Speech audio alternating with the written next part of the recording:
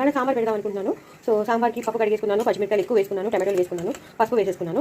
ఇందులో ఏమో దోసకాయ ముక్కలు, ఆనపకాయ ముక్కలు, అలాగే కొన్ని పచ్చిమిరపకాయలు, అలాగే కొంచెం పసుపు, కారం. ఇందులో ఇంకేం క్యారెట్ అంటే ఇంకేం వేయట్లేదు, వేరే ఇంకేమీ వేయట్లేదు. జస్ట్ ఆనపకాయలు, క్యారెట్లు, దోసకాయ ముక్కలు. దోసకాయ సాంబార్ చాలా చాలా బాగుంటుంది. అందుకే నేను ఎక్కువ దోసకాయ సాంబార్ చేస్తాను. చాలా మంచి ఫ్లేవర్ వస్తుంది సాంబార్కి. ఇంకా అదొకటి వేసుకుంటే చాలు, అంత బాగుంటుంది. సో దోసకాయ సాంబార్ అండ్ ఇక్కడేమో టమాటోలు, పచ్చిమిరపకాయలు, కందిపప్పు ఏమో ఉడకబెట్టేసుకున్నాను. నేను చింతపండు నీళ్లు పిండేసుకున్నాను, అలాగే ఉడకబెట్టుకున్న ముక్కలన్నీ వేసేసుకున్నాను.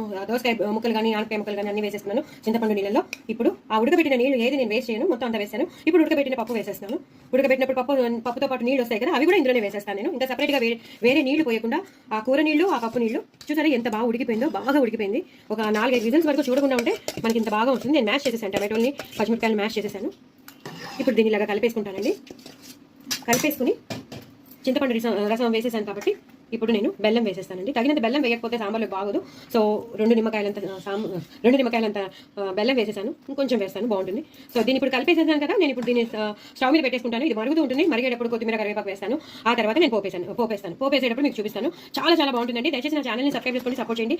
చాలా అంటే చాలా బాగుంటుంది. ఎందుకంటే దోసకాయ సాంబార్ కదా, అదిరిపోతుంది. ఆ ఫ్లేవర్ వస్తూనే ఉంటుంది. ఉండ్రాళ్ళు వచ్చేస్తాను. మర్చిపోయానండి, wish you happy Vinayaka Chavithi. తప్పకుండా మీకు వినాయకుడు అనుగ్రహం ఉండాలని కోరుకుంటున్నాను. సో మధ్యలో చెప్పాను, ఎంతమంది వింటారో ఎంతమంది వినరో తెలియదు. సో ఎందుకంటే లాంగ్ వీడియోస్ ఎవరు ఫుల్గా చూడరు కదా, అందుకు. సో లాంగ్ వీడియోస్ ఫుల్గా చూస్తే మాత్రం నా విషయాలు వెళ్తాయి. సో చూడడానికి ప్రయత్నించండి అందరూ. సో నేను స్టవ్ పెట్టేసుకుంటాను.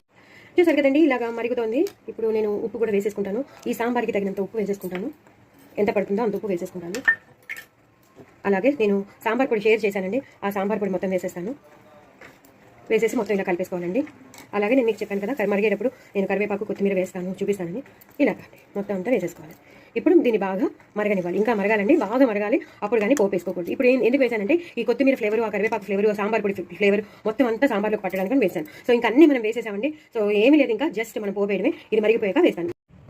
సో చూసారు కదండి, నేను పోపు వేసేసినాను. ఆవాలు, జీలకర్ర, ఎండుమిరపకాయలు, ఇంకా వెల్లుల్లిపాయలు లాంటివి వేయకూడదండి. ఎందుకంటే వినాయక చవితి, పూజలు ఇలాంటి ఫెస్టివల్స్ మనం వెల్లుల్లిపాయలు వేయం. అది ఒక్కసారి బాగా వేగిపోవాలి. ఎండుమిరపకాయలు కానీ, ఆవాలు కానీ, జీలకర్ర కానీ ఒక్కసారి వేగిపోయాక మనం ఇంగు వేసేసుకుంటామండి. ఇంగు ఇది మస్ట్. నేను మీకు చాలాసార్లు చెప్పాను, నా మాక్సిమం వంటల్లో పచ్చళ్ళు కానీ, పప్పులు కానీ, రసం కానీ, లేదా సాంబార్లో కానీ ఎక్కువ ఇంగు ఉంటుంది. ఇంగు చాలా మంచిది డైజెషన్కి. సో కంపల్సరీ వేసుకోండి. అలాగే ఎప్పుడైనా సరే మనకి బాగుండాలి అంటే, మంచి ఫ్లేవర్ రావాలి ఏదైనా రెసిపీ అంటే మాత్రం కంపల్సరీ ఇంగు వేసుకోవాలి. ఇప్పుడు దీంట్లో నేను కొంచెం కారం వేసేస్తాను. అది కూడా మీకు తెలుసు, పప్పు కానీ సాంబార్ కానీ చేసినప్పుడు నేను ఇలా కారం వేసేస్తాను. బాగా వేగిపోయింది. దాంట్లో ఎక్కువ వేగిపోవద్దు. ఇప్పుడు మనం తీసేసి మెల్లిగా దీంట్లోకి ట్రాన్స్ఫర్ చేసేస్తాను. అన్ని ముక్కలు బాగా ఉడికిపోయాయి.